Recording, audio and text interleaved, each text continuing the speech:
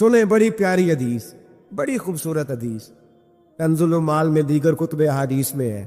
حضرت ابو ہریرہ رضی اللہ تعالیٰ عنہ فرماتے ایک بابا جی نبی پاک کی بارگاہ میں آئے، اور جب وہ واپس جانے لگے تو میں نے عمر پوچھی تو عمر تھی 96 سال۔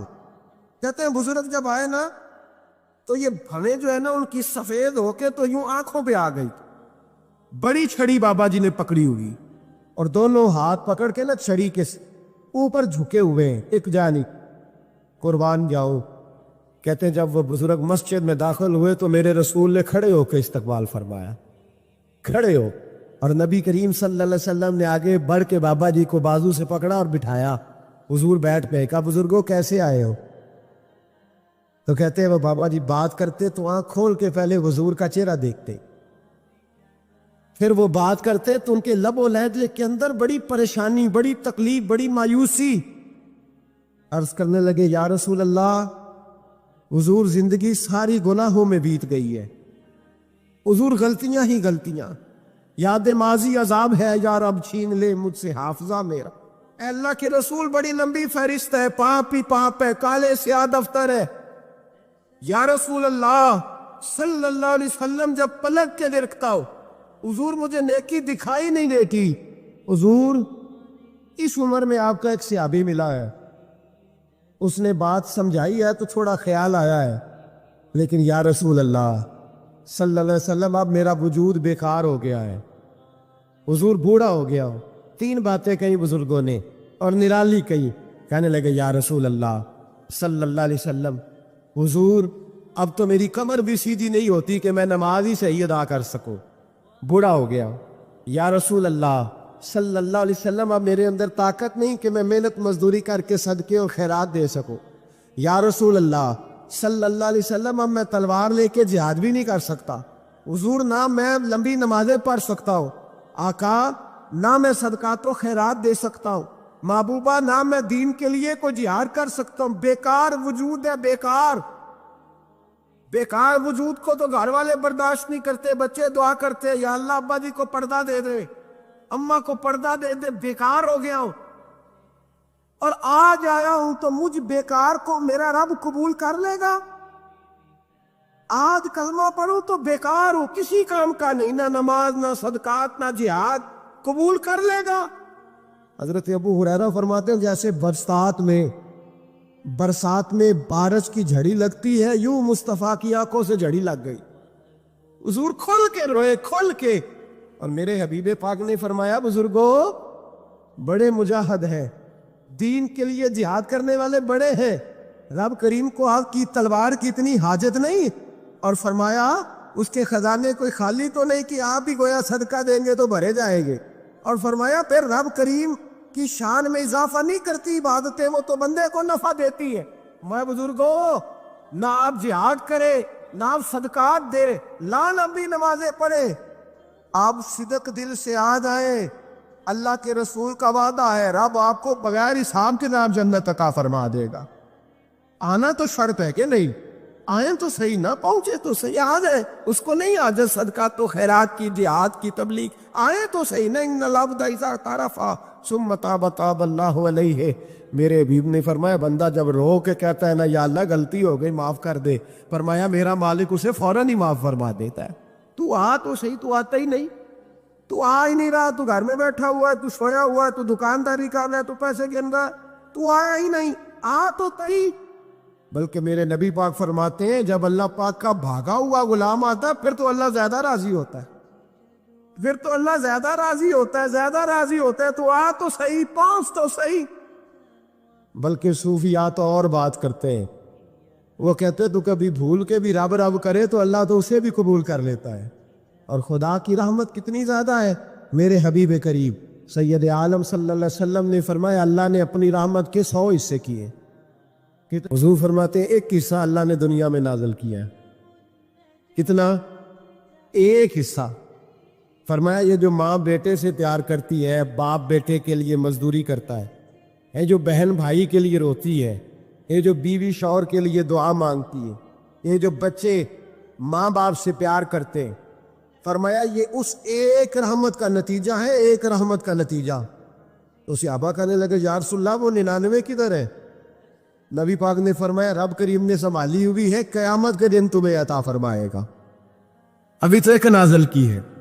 عارف رومی رحمۃ اللہ علیہ فرماتے ہیں کہ ایک شہر ایسا تھا جس میں ایک بیماری بار بار حملہ کرتی تھی، تو 3-4 پہاڑیاں ایک دوسرے کے اوپر تھیں، اکٹھے پہاڑ بنے ہوئے تھے، اس کے اوپر وہ جڑی بوٹی تھی جس سے اس بیماری کا علاج ہوتا تھا۔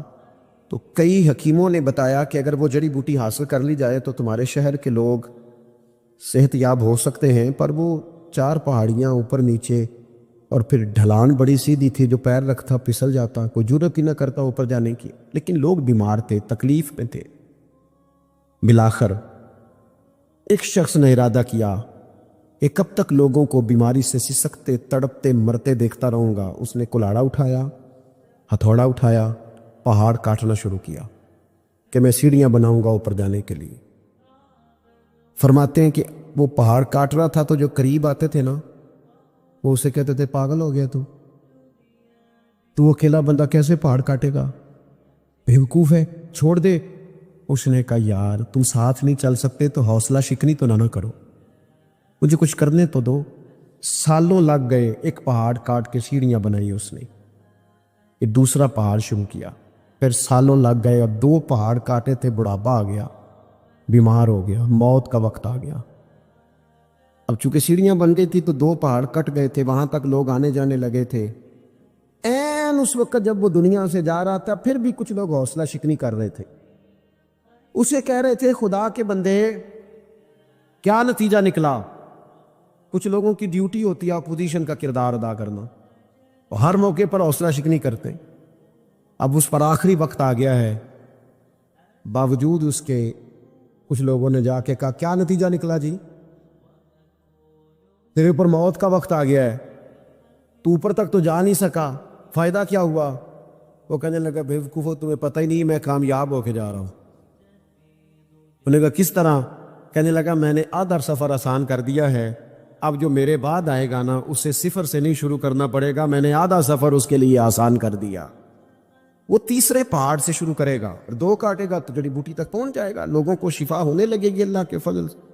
ہم پتہ کیا کرتے ہیں، بالخصوص میرے وطن کا رواج یہ ہے کہ لوگ آدھا سفر بھی آسان کرنے کو تیار نہیں، وہ کہتے ہیں نہیں سارا ہی فلانا کرے گا۔ جتنے انبیاء دنیا میں آئے نا میرے دوستو، وہ سارے کامیاب گئے، لیکن کسی کے ساتھ 4 امتی، کسی کے ساتھ 10، کسی کے ساتھ 100، کسی کے ساتھ 200، لیکن نبی کامیاب گئے۔ کیوں؟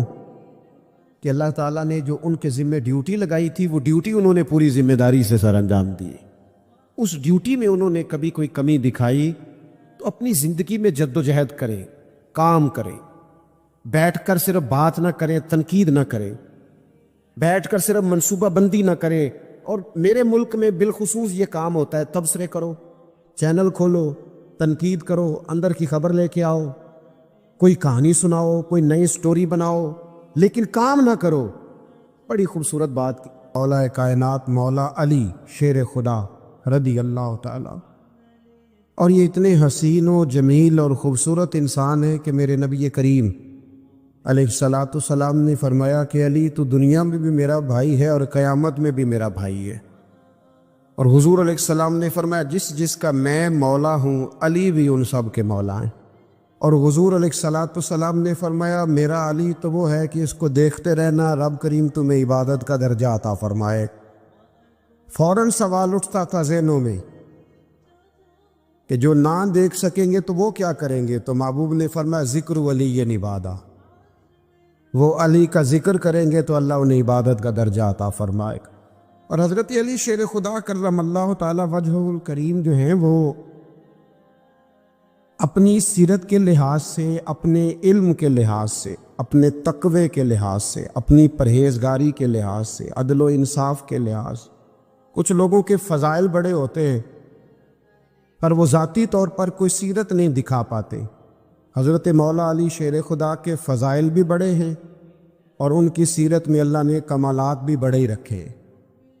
جس طرح نبی کریم علیہ السلام نے جناب ابو طالب کے گھر میں پرورش پائی، مولا علی کے گھر میں حضور رہے، تو مولا علی نبی کریم کے گھر میں رہے، وہاں پرورش پائی حضرت علی شیر خدا نے۔ اور ساری کی ساری ان کی تربیت رسول کریم کی مقدس آنکھوں کے سامنے ہوئی، اور حضور ان سے بڑا ہی پیار کرتے تھے۔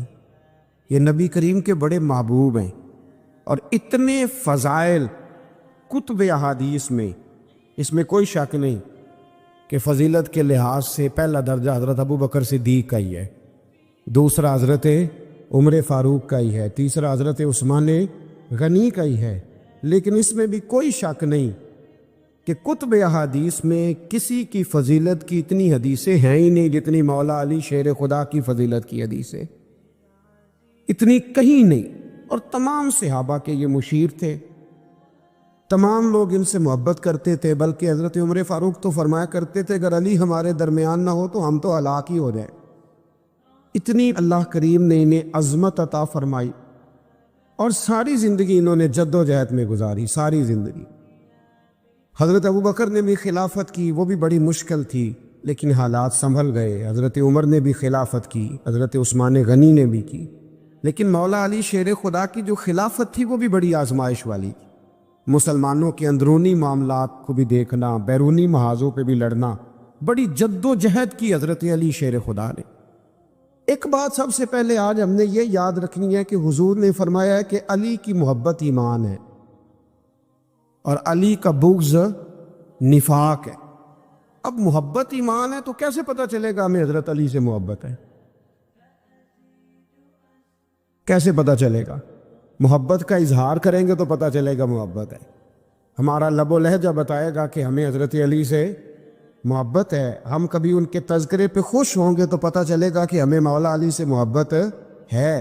ہم کبھی ان کا ذکر کی محفل سے جائیں گے تو پتہ چلے گا ہمیں حضرت علی سے محبت ہے۔ کبھی ان کا کوئی قول، کبھی ان کا کوئی ارشاد، کبھی ان کی کوئی بات ہمارے سامنے آئے، پھر ہمیں پتہ چلے گا کہ ہمیں مولا علی شیر خدا سے محبت ہے۔ حضرت علی المرتضیٰ کی محبت ایمان ہے۔ اور پھر ویسے بھی حضرت علی اتنے دانا ہیں، حضور علیہ السلام نے فرمایا اگر میں علم کا شہر ہوں تو پھر علی دروازہ ہے۔ علی باب علم کے، شہر علم کے باب علی ہے۔ امام صفوری کہتے ہیں ایک دن نا حضرت جبریل امین انسانی شکل میں مولا علی کے سامنے آ کے کھڑے ہو گئے۔ کون؟ حضرت جبرائیل علیہ السلام۔ حضرت جبریل امین کھڑے ہوئے انسانی شکل میں، تو کہنے لگے علی یہ بتائیے کہ جبریل اس وقت کہاں ہے؟ انسانی شکل میں مولا علی سے پوچھتے۔ تو کچھ جو آج کل ہمارے شاگرد حضرات پڑھ جاتے ہیں نا تو وہ ذرا جلدی کرتے ہیں جواب دینے میں۔ بڑوں کو جب جواب بھی دینا، بزرگوں کو، تو جواب میں بھی آداب کا خیال ہونا چاہیے۔ اگر آپ کو سوال آتا بھی ہو تو پھر بھی اس میں آداب کا خیال آپ رکھیں گے، آپ فٹافٹ نہیں کہہ دیں گے کہ جناب یہ اس کا جواب۔ إن أولى الناس بإبراهيم للذين اتبعوه وهذا النبي والذين آمنوا والله ولي المؤمنين ودت طائفة من أهل الكتاب لو يضلونكم وما يضلون إلا أنفسهم وما يشعرون يا أهل الكتاب لم تكفرون بآيات الله وأنتم تشهدون يا أهل الكتاب لم تلبسون الحق بالباطل وتكتمون الحق وأنتم تعلمون وقالت طائفة من أهل الكتاب آمنوا بالذي أنزل على الذين آمنوا وجه النهار واكفروا آخره لعلهم يرجعون ولا تؤمنوا إلا لمن تبع دينكم قل إن الهدى هدى الله أن يؤتى أحد مثل ما أوتيتم أو يحاجوكم عند ربكم قل إن الفضل بيد الله يؤتيه من يشاء والله واسع عليم يختص برحمته من يشاء والله ذو الفضل العظيم ومن أهل الكتاب من إن تأمنه بقنطار يؤده إليك ومنهم من إن تأمنه بدينار لا يؤده إليك إلا ما دمت عليه قائمة ذلك بأنهم قالوا ليس علينا في الأميين سبيل ويقولون على الله الكذب وهم يعلمون بلى من أوفى بعهده واتقى فإن الله يحب المتقين إن الذين يشترون بعهد الله وأيمانهم ثمنا قليلا أولئك لا خلاق لهم في الآخرة ولا يكلمهم الله ولا ينظر إليهم يوم القيامة ولا يزكيهم ولهم عذاب عليم وإن منهم لفريقا يلبون ألسنتهم بالكتاب لتحسبوه من الكتاب وما هو من الكتاب ويقولون هو من عند الله وما هو من عند الله ويقولون على الله الكذب وهم يعلمون. اب ہے یہ معنی ہے، فوراً نہیں آپ کہہ دیں گے، آپ اس میں بھی آداب کا خیال کریں گے. حضرت جبریل امین نے جب کہا نا کہ بتائیے جبریل کہاں ہیں، تو حضرت علی فوراً بھی کہہ سکتے تھے آپ ہی تو ہیں جبریل، یہ فٹافٹ کہہ سکتے تھے، اسی وقت ساری بات ختم ہو جاتی. لیکن بزرگوں سے بات کرنے کے کچھ آداب ہوتے، کچھ طور طریقے ہوتے جو اللہ ماشاء اللہ آج کل لوگوں میں نظر نہیں آتے. کچھ طور طریقے ہیں، کچھ سلیقے ہیں، کچھ جو ہے وہ اس کے خاص نقطہ نظر ہے، اس کو سمجھنا چاہیے. حضرت مولا علی شیر خدا رضی اللہ تعالیٰ عنہ سے جب پوچھا نا کہ جبریل امین کہاں ہیں اس وقت، تو حضرت علی نے پہلے اوپر دیکھا، پھر نیچے دیکھا، پھر دائیں دیکھا، پھر بائیں دیکھا، پھر آگے دیکھا، پھر پیچھے دیکھا. جواب فٹافٹ تیار تھا کہ آپ ہی تو ہیں، لیکن ایسے جواب نہیں دیا. فرمانے لگے جناب نہ تو اس وقت حضرت جبریل مشرق میں ہیں، نہ مغرب میں ہیں، نہ شمال میں ہیں، نہ جنوب میں ہیں، نہ 7 زمینوں میں ہیں، نہ آسمانوں میں ہیں. پھر بھی یہ نہیں کہا کہ آپ جبریل ہیں. فرمانے لگے بھئی زمینوں آسمانوں مشارق مغارب میں تو کوئی نہیں، تو یا آپ جبریل ہیں یا میں جبریل ہوں، دونوں میں سے ایک ہے. تو حضرت جبریل امین مسکرائے، فرمانے لگے نہیں آپ تو علی ہیں، جبریل تو میں ہی ہوں، آپ علی. لیکن نا بہت سارے لوگ سوال کا جواب دیتے ہیں پر وہ آداب کو ملوز خاطر نہیں رکھتے. نبی پاک علیہ السلام نے ایک دن نماز 4 رکعتوں کی تھی تو حضور نے 2 پہ سلام پھیر دیا، تو صحابہ سے پوچھا میں نے کتنی پڑھی ہے؟ عرض کرنے لگے یا رسول اللہ زیادہ پتہ تو آپ کو ہی ہے، پر ہمیں لگتا ہے کہ آپ نے 2 پڑھائی ہے. یہاں ایسے کرتا ہے کوئی؟ سوال ہی نہیں پیدا ہوتا. یعنی 1 منٹ سے پہلے امام غزالی ایک درویش کے مرید ہو گئے تھے تو بہت بڑے عالم تھے. آپ کو پتہ ہے عالم آدمی کا مرید ہونا اللہ خیر کرے کسی کرامت سے کم نہیں ہوتا، بڑا مشکل ہوتا ہے. وہ کسی کی غلامی کرے وہ بڑا مشکل ہوتا ہے، مطلب کٹھن ماحول ہوتا ہے. تو امام غزالی بیعت ہو گئے تو مرشد نے پہلا وظیفہ یہ بتایا کہ کسی پر اپنے علم کا اظہار نہ کرنا. ہاں اپنے علم کا اظہار، آپ اس کو آسان وظیفہ سمجھتے ہیں؟ یعنی علم ہو بھی تو بندہ اظہار نہ کرے، بد عزمی ہو جاتی ہے. تو بد عزمی ہو جاتی ہے، نیند نہیں آتی. 2-4 لفظ جو بندہ پڑھ کے آتا ہے نا اس کو تو نیند نہیں آتی کہ میں پڑھا لکھا ہوں تو میں بتاؤں نا. تو حضرت علی شیر خدا کرم اللہ تعالیٰ وجہ الکریم کے وہ آداب سے مجھے یہ بات یاد آئی کہ امام غزالی کے شیخ نے کہا علم کا اظہار نہ کرنا یہ پہلا وظیفہ ہے. شیخ شہاب الدین سہروردی کہتے ہیں مجھے میرے ماموں حضور غوث پاک کے پاس لے گئے تھے، تو جاتے ہوئے میرے رستے میں خیال آ رہا تھا میں الحمدللہ خود پڑھا لکھا ہوں، کہ جب انہوں نے جا کے پیش کیا نا غوث پاک کی بارگاہ میں کچھ دے، تو حضور غوث اعظم فرمانے لگے بھرے ہوئے پیالے میں کیا ڈالوں، پہلے ہی پھول ہے، کوئی گنجائش ہی نہیں. تو فرماتے ہیں پھر میں اگلی دفعہ گیا تو غرور علم کو توڑ کے گیا، تو پھر میں غوث اعظم کی بارگاہ میں بیٹھا تو اللہ تبارک و تعالیٰ نے پھر مجھے جھولی بھر کے خیرات عطا فرمائی. یاد رکھ. تو کہتے ہیں انہوں نے کہا کہ اظہار نہیں کرنا علم کا. تو بس ایک دن بیٹھے بیٹھے نا ایک بندہ مسئلہ پوچھنے آیا، انہوں نے بزرگوں سے مسئلہ پوچھا، میرے مرشد سے. امام غزالی کہتے ہیں میرے پیر سے مسئلہ پوچھا، تو وہ کہنے لگے بھئی مجھے نہیں اس سوال کا جواب آتا. حضرت صاحب نے کہہ دیا مجھے نہیں آتا.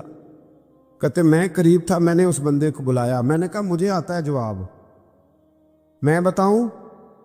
تو کہتے شیخ فرمانے لگے غزالی تیرا کیا خیال ہے مجھے نہیں تھا جواب آتا؟ یہ تو تجھے آزمانے کے لیے کہا، تیری ابھی میں نہیں نہ گئی تو کوئی نہیں میاں پھر ابھی تو رستے میں ہی رہے گا. فٹافٹ لوگ کہتے ہم ایسی لاکھوں کتابیں قابل ضبطی سمجھتے جن کو پڑھ کے بیٹے باپ کو خبتی سمجھتے. ایک بات یہ کہ ان سے محبت کرنی ہے، دوسری بات یہ کہ ان کی سیرت. پہلی بات زندگی میں ادب بڑا کیا مولا علی شیر خدا نے، بڑا ادب کیا. حضرت علی کہتے ہیں میں نے نبی پاک سے ایک سوال پوچھنا تھا تو میں نے 14 دن انتظار کیا. یعنی سوال جو ذہن میں آ جائے تو نمبر پاس ہوتا ہے، تو 14 منٹ انتظار ہوتا ہے. میں نے تو گھنٹے کا ہی نہیں، یعنی 14 منٹ بھی بندے انتظار، سوال ہی پیدا نہیں ہوتا. اور اگر پیر صاحب فون نہ ریسیو کریں تو وہ متکبر ہے، اگر وہ فون نہ اٹھائیں تو پھر یہ ہے کہ اب دین کی بات کس سے پوچھے جی ہم، پھر ہمارے پاس فلسفہ ہے. کہتے میں نے 14 دن انتظار کیا. کیا؟ مولا علی فرماتے میرے دل میں خیال تھا کہ کوئی اور آ جائے اور جو میں بات پوچھنا چاہتا ہوں وہ نبی پاک سے پوچھ لے، وہ حضور سے پوچھ لے تو میرا بھی چلو معاملہ بن جائے گا. اب ان سے زیادہ کو بے تکلف تو نہیں تھا نا نبی پاک کی بارگاہ میں، جھٹ پوچھ سکتے تھے. 14 دن کہتے 14 دن کے بعد بندہ آیا، وہی سوال پوچھا جو میں نے پوچھنا تھا. تو کہتے حضور جواب اسے دے رہے تھے اور دیکھ میری طرف رہے تھے. جواب اسے دے رہے تھے اور توجہ حضور کی میری جانب. ایک ان کی زندگی میں ادب بڑا ہے. دوسری بات یہ کہ گہرا علم ہے مولا علی کا.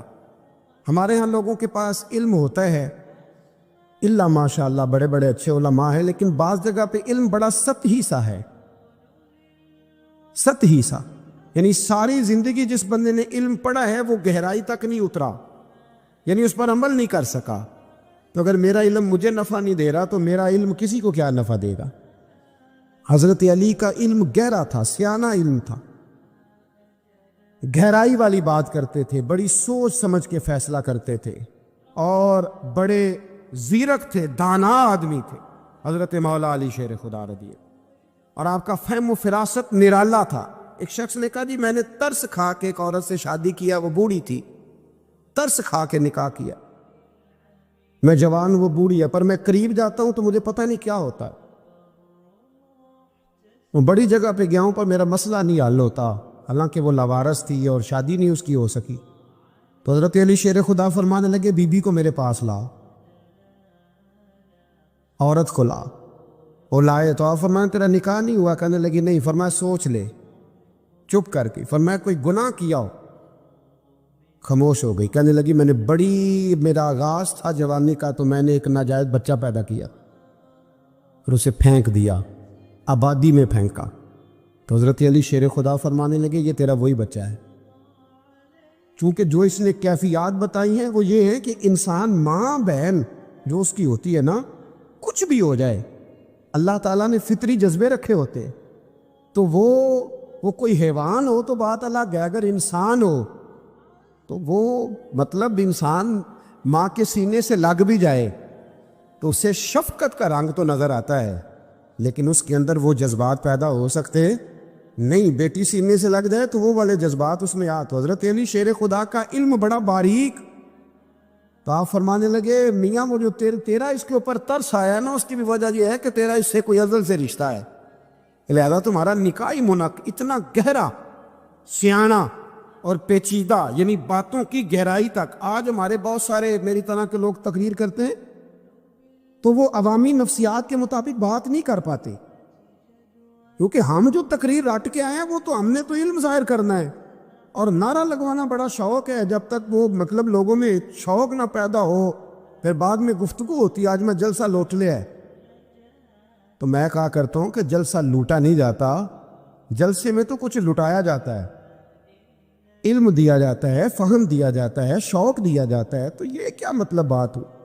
تو گہرا علم تھا. چوتھی بات، علم بھی تھا اور تقوی بھی تھا، پرہیزگاری بھی تھی. جب آپ خلیفہ تھے نا، امیر المومنین تھے، امیر المومنین، آپ چلو صوبائی وزیر کی بات نہیں کرتا، آپ کسی نا حلقے سے، جو وہ ہمارے پاکستان میں عہدے بہت زیادہ ہیں، کہ جس کو کوئی ہلکا سا نا چلو پرانا ورکر ہے تو کوئی دے دیتے، اس کو بھی مل جائیں تو 15 کو بورڈ تو اس کے بھی کہیں نہیں گئے مبارکباد کے. اللہ اسے پوچھیں کہ تیرا اصل میں کام کیا ہے تو کام کوئی بھی نہیں ہوتا اس کا، بورڈ لگ جاتے ہیں. بہت کیا بات ہے جناب، موج بن گئی. حضرت علی امیر المومنین تھے اور کوفے کے چوک میں کھڑے تھے، کوفے کے چوک میں، اور فرما رہے تھے کہ بھئی یہ میری زرہ ہے، بڑی قیمتی ہے، یہ کوئی بندہ خرید لے. کسی نے قریب جا کے پوچھا امیر المومنین کیوں بیچ رہے ہو؟ تو فرمانے لگے میری طامت پرانی ہو گئی ہے، اب نہ اتنی پرانی ہوئی ہے کہ اس پہ پیوند لگنے کی بھی جگہ کوئی نہیں بچی، اگر یہ پھٹنے کے قریب نہ جاتی تو میں زرہ نہ بیچتا۔ امام حسن رضی اللہ تعالیٰ عنہ کہتے ہیں میرے ابا جی خزانے کا سارا منہ کھول کے اللہ کے بندوں میں بانٹ کے تو اس کمرے میں 2 نفل پڑھ کے کہتے تھے یا اللہ گواہ ہو جاؤ، میں نے قوم کی امانت قوم پہ خرچ کر دی ہے۔ یہ پرہیزگاری، یہ تقوی، یہ ذوق حضرت مولا کائنات شیر خدا علی المرتضیٰ رضی اللہ تعالی عنہ ہمارے ہاں نا ہم نے بانٹ دیے ہیں چیزیں، یعنی کو بندہ زہرا حضرت علی کے نعرے لگانے لگ جائے تو لوگوں کو شک پڑ جاتا ہے۔ تو ایک بندہ میرے کان میں کہنے لگا 2-3 دن سے یہاں علی علی ہو رہی ہے کان میں۔ اب بڑی جلدی ہمارے تھرمامیٹر والے لوگ بھی بڑے تیار بیٹھے رہتے ہیں، کہنے لگا 2-3 دن ہو گئے یہاں علی علی ہو رہی ہے۔ میں کیا دعا کر ہندی روے، تو کہنے لگا آپ نے کوئی وضاحت نہیں کی۔ میں کیا تینوں اصل وضاحت دی لوڑ نہیں، تینوں کسی اور شے دی لوڑ ہے۔ عجیب بیوقوف آدمی ہے بھائی، ان لوگوں کا تو رشتہ ہی کوئی نہیں مولا علی شیر خدا کے ساتھ، اور ہم جو ہیں ہم تو مرید ہیں مولا علی شیر خدا۔ اعلیٰ حضرت فرماتے ہیں کہ حضور سے پہلے بھی جس کو ولایت ملی ہے وہ مولا علی کے صدقے ملی ہے، اور قیامت تک جسے اللہ ولایت دے گا وہ مولا علی شیر خدا کے قدموں کی خیرات کی برکت سے دے۔ یہ ایک سلسلہ علیہ نقشبندیہ ہے جو حضرت ابوبکر صدیق سے انسلاک کرتے، باقی تو تمام سلاسل کو سارا فیض ہی مولا علی شیر خدا سے۔ تو آپ یہ کیسی بات کریں گے کہ جناب وہ فلانے کا آپ، اور جی میں نے اسے کہا کہ شاید میرا اللهم صل على محمد وعلى آل محمد كما صليت على إبراهيم وعلى آل إبراهيم إنك حميد مجيد اللهم بارك على محمد وعلى آل محمد كما باركت على إبراهيم وعلى آل إبراهيم إنك حميد مجيد۔ کوئی نہیں، پر میری جو اپنی تھوڑا بہت مطالعہ ہے نا، میں انسائکلوپیڈیا ہوں حضرت عمر فاروق کا۔ مجھے جنون ہے حضرت عمر فاروق سے محبت، جنون ہے۔ اور میں نے ایک دفعہ سکیچ صرف ابھی بنایا ہے، تو شاید میں 2 جلدوں میں کتاب لکھ دوں حضرت عمر فاروق، یعنی شاید ان کے حالات پر کوئی ایسی کتاب جو دنیا میں چھپی ہو اور میں نے دیکھی نہ ہو، شاید وہ جس ذریعے سے بھی۔ اور آپ میری گفتگو سن لیں، شاید ہر دوسری بات میں حضرت عمر کی کرتا ہوں، لیکن ایک بات پکی ہے کہ مرید میں مولا علی شیر خدا کا، یہ بات میاں پکی ہے، اس میں شک کوئی نہیں نا، اس لیے کہ حضور کے بعد فیض مولا علی سے، پھر امام حسین سے، پھر امام زین، یہ ہمارے بزرگوں نے ہمیں شجرہ یہ دیا ہے۔ تو آپ وہ جو بات جہاں ہے وہ وہاں ہے۔ حضرت ابوبکر صدیق کے بارے میں جو شک کرے پکا بے ایمان ہے، پر اس میں تو بات پکی ہے نا کہ حضور نے فرمایا علی تجھے دیکھنا بھی عبادت اور تیرا ذکر کرنا بھی عبادت، تو خدا کے بندو علی علی نہ کریں، ہم تو مر جائیں۔ کوئی جگہ ہی نہیں ہے سوائے حضرت علی شیر خدا کے ذکر کرنے کے، تو یہ کچی کمزور باتیں نہ کرو۔ یہ کوئی عجیب بات ہے کہ جی وہ اگر علی علی زیادہ کیا تو کوئی فلانے طبقے سے تو نہیں، تو یہ ایسی کمزور بات آپ کیوں کرتے ہیں میاں؟ یہ آپ عجیب آپ نے بحث چھیڑ دی لوگوں نے۔ تو یہ کوئی ایسا مسئلہ نہیں، زندگی میں یاد رکھو، جس کی زبان پہ علی علی زیادہ رہتا ہے نا، اس کی زبان پہ نبی نبی بھی زیادہ ہی رہتا ہے۔ ختم ہو گئی بات۔ تو ان چکروں سے باہر آئیں، آپ باہر آئیں ان چکروں سے۔ اور اسی طریقے سے میں نے کہا تھا کہ ہم کوئی ترازو لے کے نہیں بیٹھے ہوئے کہ فضیلت کس کی زیادہ ہے۔ اما عائشہ صدیقہ جو ہیں وہ مومنوں کی ماں ہیں، اور اس میں کوئی دوسری رائے نہیں کہ اس خاتون کے امت مسلمہ پر اتنے احسانات ہیں کہ دنیا گن نہیں سکتی۔ لیکن یہ ہے کہ رسول کریم نے فرمایا ہے کہ فاطمہ میرے جگر کا ٹکڑا ہے. اب میں ترازو لے کے بیٹھ جاؤں کہ حضرت فاطمہ کی شان زیادہ ہے یا حضرت عائشہ کی، تو میں بیوقوف ہی ہوں نا. اس لیے کہ یہ میری ذمہ داری نہیں، یہ تو بات ان کی ہے نا. میں نے ایک بات سنائی تھی آپ کو پیر سید فیض الحسن شاہ صاحب کی، عالم آج شریف والی. پیر صاحب سے کسی نے پوچھا کہ حضرت فاطمہ افضل ہے کہ سید عائشہ؟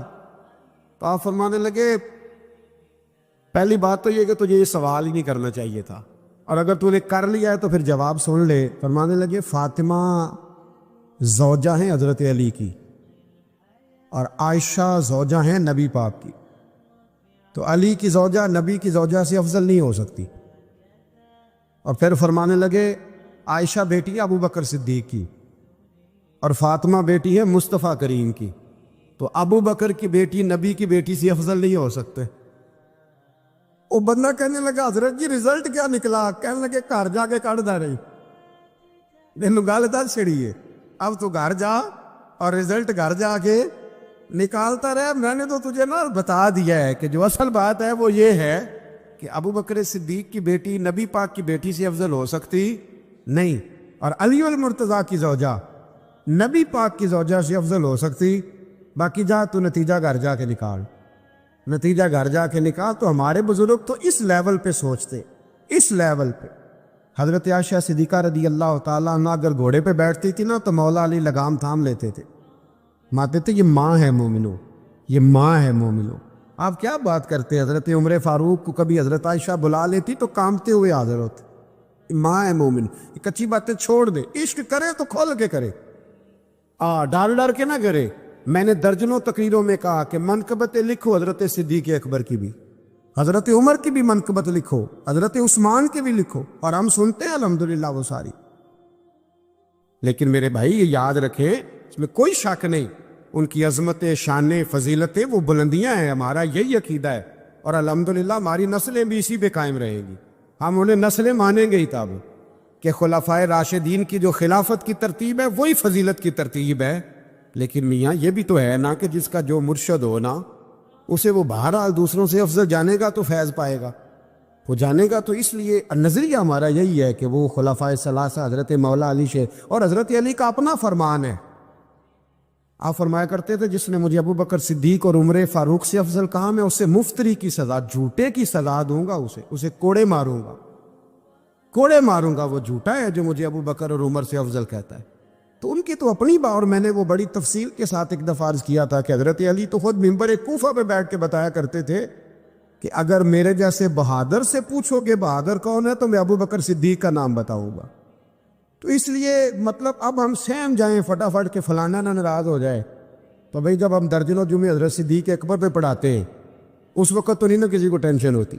یہ حضرت عمر پہ پڑھاتے ہیں، حضرت عثمان پہ، تو ویسے بھی بندوں کو جواب دینے کا اگر انسان مزاج بنا لے تو کس کس کو مطمئن کرے گا. یہ تو 4 ادھر نکل جاتے ہیں تو 15 ادھر نکل جاتے ہیں. آپ ذہن اللہ رسول کو جواب دینے کا بنائیں. نبی کریم علیہ السلام نے فرمایا اللہم انی اعوذ بک من العلم لا ینفع، اے اللہ میں اس علم سے تیری پناہ مانگتا ہوں جو علم تو ہو پر اس سے نفع نہ اٹھایا جا سکے، جو علم تو ہو پر اس پر عمل نہ ہو. داتا صاحب رحمۃ اللہ علیہ فرماتے ہیں علم ہمیشہ اس لیے سیکھنا کہ اللہ تبارک و تعالیٰ تمہیں اس کا نفع عطا کرے. اور پھر آگے بڑھتے ہیں تو آپ فرماتے ہیں جب علم سیکھ لو تو پھر نہ اللہ رسول سے عشق کرنا، فرماتے ہیں پھر نمازیں پڑھنا آسان ہو جائے گا، روزے رکھنا آسان ہو جائے گا، قرآن مجید پڑھنا آسان، محبت کرنا. اور آپ نے مثال دی، جہاں بھی کوئی بات سمجھاتے ہیں ایک مثال دیتے ہیں. مثال دی، فرمانے لگے حضرت عبداللہ ابن مبارک رحمۃ اللہ تعالیٰ علیہ فرماتے ہیں میں شروع میں ایک عورت پہ عاشق ہو گیا تھا. سمجھانے کے لیے بات کرتے، عاشق ہو گیا تھا ایک عورت پہ. تو میں نے عشاء کی نماز اس کے محلے میں جا کے پڑھی. چونکہ میرا مذہبی گھرانے سے تعلق تھا، نماز میں پڑھتا تھا. تو امام صاحب جو تھے نا، یہ داتا صاحب نے لکھا ہے کشف الماجو، امام صاحب نے نا آیات ذرا لمبی پڑھی. تو میرے دل میں خیال آیا کہ مولانا آپ تو فارغ ہیں تو ہمیں تو اور بھی کام ہے. تو کہتے ہیں نماز سے فارغ ہو کے میں اس کے گھر کے چکر لگاتا تھا، ساری رات گھومتا رہتا تھا. وہ چند لمحوں کے لیے چھت پہ آتی تھی، 2-1 بات کرتی تھی، چلی جاتی تھی. حد یہ ہے کہ مجھے کبھی اس پہ غصہ بھی نہیں آیا، اور اس کا انتظار کر کے کبھی میں تھکا بھی. یہ داتا صاحب لکھ رہے ہیں حضرت عبداللہ ابن مبارک فرماتے ہیں ایک رات میں گیا، اسی طرح میں نے نماز پڑھی، پھر میں اس کے گھر گیا، میں ساری رات، سردیوں کی ٹھنڈی رات 11-12 گھنٹے اس کے گھر کا طواف کرتا رہا، معاذ اللہ چکر لگاتا رہا۔ آدھی رات کو سحری کے وقت وہ چھت پہ آئی 1 منٹ کے لیے اور کہنے لگی گھر میں مہمان بہت زیادہ ہیں، آج بات نہیں ہو سکے گی۔ حضرت عبداللہ ابن مبارک فرماتے ہیں کہ میں جب واپس لوٹا تو نہ مجھے اس پہ غصہ تھا، نہ مجھے تھکاوٹ تھی، بلکہ میرے دل کے اندر اس کے لیے محبت بڑھ رہی تھی۔ میں کہہ رہا تھا کتنی اچھی ہے بیچاری، اتنے راش میں بھی اور اتنی مجبوری میں بھی 1 منٹ کے لیے چھت پہ آئی ہے، پھر بھی مجھے اس سے پیار بڑھ رہا تھا۔ کہتے ہیں جب میں تھوڑا آگے بڑھا تو فجر کی اذان ہو رہی تھی، یکدم میرے اندر سے آواز اٹھی، میں نے کہا عبداللہ اگر تو ایک عورت کے لیے ساری رات کھڑا رہتا ہے، نہ تھکاوٹ ہوتی ہے، نہ غصہ آتا ہے، بلکہ پیار بڑھتا ہے، اگر عورت کے لیے بندہ کھڑا رہ سکتا ہے تو رب رسول کے لیے بھی کھڑا رہ سکتا ہے۔ پھر تراویح پڑھنا کوئی اتنا مشکل کام نہیں ہے، پھر تہجد کے لیے اٹھنا کوئی مشکل کام نہیں ہے، شرط یہ ہے کہ پیار ہو جائے۔ ایک عورت کے لیے اگر یہ سارا کچھ ہو سکتا ہے تو اللہ رسول کے لیے بھی ہو سکتا ہے۔ فرماتے ہیں میں نے توبہ کر لی اور پھر میرا حال یہ ہے کہ وہ توبہ کی اور پھر 60 سال گزر گئے، ساری رات مصلی پہ کھڑا رہتا ہوں، مجھے کبھی تھکاوٹ نہیں ہوئی، پھر کبھی تھکاوٹ نہیں ہوئی۔ تو داتا صاحب کہتے ہیں پہلے علم سیکھ، پھر اس کے بعد اللہ رسول سے پیار کر، اور پیار والی نماز پڑھ، مشقت والی نہ پڑھ، یعنی بوجھ والی نہ پڑھ کہ اب میری جان چھوٹ جائے تو میں بھاگ کے جاؤں، تم ادھر بیٹھو تو میں دوڑ کے نماز پڑھ کے آیا، یہ والی نماز نہ پڑھ۔ پھر تو آیا تو پھر ذوق پیدا کر، پھر تیرے اندر شوق ہو، پھر تو توانائی والا جذبہ رکھے دین کے معاملے میں۔ پھر داتا صاحب ایک تیسری بات ارشاد فرماتے ہیں، ایک تیسری بات داتا صاحب کرتے ہیں، داتا صاحب کہتے ہیں کہ یہ یاد رکھ کہ جو تجھے اعزاز ملے گا نا زندگی میں، اعزاز تجھے جو زندگی میں ملے گا اور کوئی کرامت اگر تجھے ملے گی تو وہ صرف نبی پاک علیہ السلام کی سنت اور شریعت کی وجہ سے ملے گی۔ تو جتنے مرضی چلے کاٹ لے، وظیفے کر لے، کالا جادو، نیلا جادو، پیلا جادو، جو مرضی تو سیکھ لے، اگر تجھے کوئی اللہ شان دے گا تو صرف اس لیے دے گا کہ تو نبی پاک کے دین پہ عمل کرتا ہے۔ کس نے لکھا ہے؟ اللہ کرے آپ کو میں یاد کرا سکوں، اللہ کرے ایسا ہو جائے اور میری جماعت سمجھنے لگ جائے کہ داتا صاحب کہتے ہیں سنت شریعت پہ عمل کرنا چاہیے، اور میں کوئی ایسی چھپی چھپائی بات بھی نہیں کر رہا، اس کو چلا دے، کوئی ایسی چھپی چھپائی بات بھی نہیں کر رہا، کشف المعجوب دنیا کی ہر زبان میں اردو میں ملتی ہے، آپ لے کے دیکھ سکتے ہیں۔ داتا صاحب فرماتے ہیں اعزاز جو تمہیں ملے گا نا، اگر شان چاہتے ہو، وہ ہمارے نا بہت سارے ایسے لوگ ہیں جو کہتے ہیں کوئی ایسی چیز ہاتھ لگے، اعلیٰ دین کا چراغ ایسے گھسایا جائے اور فوری طور پہ پیر صاحب نے کہہ دیا تو ریل پیل ہو گئی پیسوں کی، تو میں کہتا ہوں یہ تو دین کا مزاج ہی نہیں، یہ تو دین کی طبیعت ہے ہی نہیں، یہ تو ذوق ہی نہیں دین کا، یہ طبیعت ہی نہیں، مزاج ہی نہیں۔ میرے عزیز داتا علی اجمیری رحمۃ اللہ علیہ فرماتے ہیں تو سنت پہ عمل کر، شریعت پہ عمل کر۔ اللہ کا قرآن کہتا ہے قل ان کنتم تحبون اللہ فاتبعونی یحببکم اللہ، فرمایا اللہ کا قرآن کہتا ہے کہ جب تو نبی کریم کی غلامی کرے گا نا تو اللہ خود تمہیں اپنا محبوب بنا لے گا، اللہ خود تمہیں اپنا محبوب بنا لے گا۔ تو اور کیا چاہیے؟ داتا صاحب نے ایک بزرگ کی بات لکھی ہے جو تابعی ہے، تابعی اس کو کہتے ہیں جو صحابہ کے شاگرد ہوتے ہیں۔ ایک بزرگ کی بات لکھی جو تابعی ہیں، وہ فرماتے ہیں کہ ان بزرگوں کا طریقہ یہ تھا کہ وہ لوگوں سے چھپ کے نا پہاڑ کے پیچھے عبادت کرتے تھے، اور پوزیشن ان کی یہ تھی کہ کسی سے ملتے نہیں تھے، بالخصوص فجر کی نماز سے لے کر عصر کی نماز تک بکریاں رکھی ہوئی تھیں، ان کو چراتے رہتے تھے فراق کے کنارے اور نفل پڑھتے رہتے۔ اس وقت کو ملنے بھی نہیں آتا تھا۔ ایک شخص بڑی دور سے ان کی شہرت سن کے آیا، میں نے تو ملنا ہے۔ لوگوں نے کہا وہ اس وقت نہیں ملتے، ناراض ہوتے ہیں۔ اس نے کہا اللہ کا بندہ ہے نا، ناراض ہو بھی جائے گا تو لمبا ناراض رہے گا نہیں، اللہ والے جلدی راضی ہو جاتے ہیں۔ پہنچ گئے، اب وہ بابا جی نماز پڑھ رہے تھے تو کہتے میں نے عجیب منظر دیکھا کہ بابا جی فراق کے کنارے نماز پڑھ رہے ہیں اور ایک بھیڑیا ان کی بکریوں کی حفاظت کر رہا ہے۔ کہتے میں حیران رہ گیا کہ بھیڑیا تو بکریاں کھایا کرتا ہے اور یہاں چرا رہا ہے۔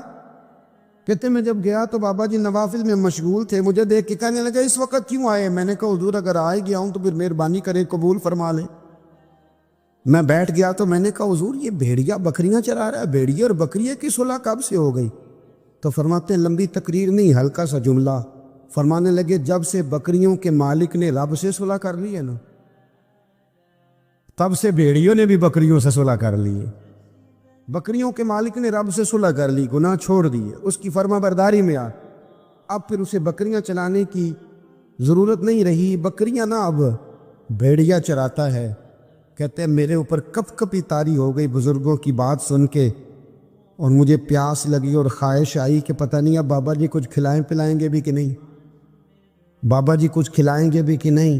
کہتے میرے دل میں خیال تھا تو بزرگوں نے نا ایک لکڑی کا پیالہ، ان کے پاس وہ غار میں بیٹھے تھے تو ایک چھوٹا سا پتھر تھا، اس کی ڈھلان بنی ہوئی، بابا جی نے اس کے نیچے لکڑی کا پیالہ رکھا، وہ رکھا ہی تھا تو وہ دودھ سے بھر گیا۔ کہتے انہوں نے مجھے دیا تو ٹھنڈا اور میٹھا دودھ، میری طبیعت خوش ہو گئی۔ بابا جی نے دوبارہ وہی پیالہ اسی جگہ رکھا تو شہد سے بھر گیا۔ 1000 سال پہلے داتا صاحب لکھ رہے ہیں، کہتے مجھے دیا، میں نے فوراً کہا، میں نے کہا حضور یہ دودھ تو گائیں بھینس دیتی ہے، پہاڑوں سے تو نہیں نکلا کرتا، اور شہد تو شہد کی مکھیاں دیتی ہیں، پتھروں سے تو نہیں نکلتا، یہ آپ کہاں سے نکال رہے ہیں؟ تو کہتے ہیں وہ قرآن مجید پڑھنے لگے۔ وَإِذِ اسْتَسْقَى مُوسَىٰ لِقَوْمِهِ، جب موسیٰ کی قوم نے ان سے پانی مانگا، فرمانے لگے موسیٰ کی نافرمان قوم پانی مانگے، حضرت موسیٰ پتھر پہ ڈنڈا مارے تو اللہ وہاں سے 12 چشمے جاری کر دے۔ جو رب حضرت موسیٰ کی نافرمان قوم کے لیے پتھر اور پہاڑوں سے چشمے نکال دیتا ہے نا، وہ محمد عربی کے غلاموں کے لیے پتھر اور پہاڑوں سے دودھ اور شہد بھی نکال لیا کرتا ہے۔ وہ بزرگ کہنے لگے بس بات یہ ہے کہ آج بھی ہو اگر ابراہیم کا ایمان پیدا تو آگ کر سکتی ہے انداز کلیستاں پیدا۔ کہنے لگا حضور پھر میرے لیے بھی دعا کریں۔ آپ فرمانے لگے پھر دعا نہ کرا تو مدینے والے کی غلامی شروع کر، تو نبی کریم کی غلامی شروع کر، تو رسول پاک کی غلامی شروع کر۔ ایک بات علم، پھر فرمایا اللہ رسول سے محبت، پھر فرمایا حضور کی غلامی۔ اس سے سارے مکاشفات کھلیں گے، اس سے سارے مشاہدات کھلیں گے، اسی سے کرامتیں ملیں گی، اسی سے مقبولیت ہوگی، اسی سے اللہ نبی کی بارگاہ میں درجہ ملے گا۔ پھر داتا صاحب آگے بڑھتے فرماتے ہیں فقر بھوکے رہنے کا نام نہیں، پورا باب بند ہے داتا صاحب۔ فرماتے ہیں فقیری بھوکے رہنے کا، اور کیا بات ہے، کئی دفعہ میں نے کشف المعجوب پڑھی، کئی دفعہ پڑھی، اللہ جانتا ہے، لیکن جب پڑھتے ہیں نا کوئی نئی بات ہی ملتی۔ رات پڑھی تو ایک نئی بات سامنے آئی۔ داتا صاحب نے نا حضرت ابوبکر صدیق کا ایک قول لکھا ہے۔ حضرت ابوبکر صدیق اللہ کی بارگاہ میں دعا کرتے، کہتے یا اللہ مجھے پیسے زیادہ دے۔ اللہ اکبر، انداز دیکھے داتا صاحب نے لکھا یا اللہ مجھے پیسے، اللہ مجھے مال زیادہ دے، پر مالک مجھے مال کی محبت نہ دینا۔ عجیب دعا ہے بھئی یہ بھی، اللہ پیسے دے پر پیسوں کی محبت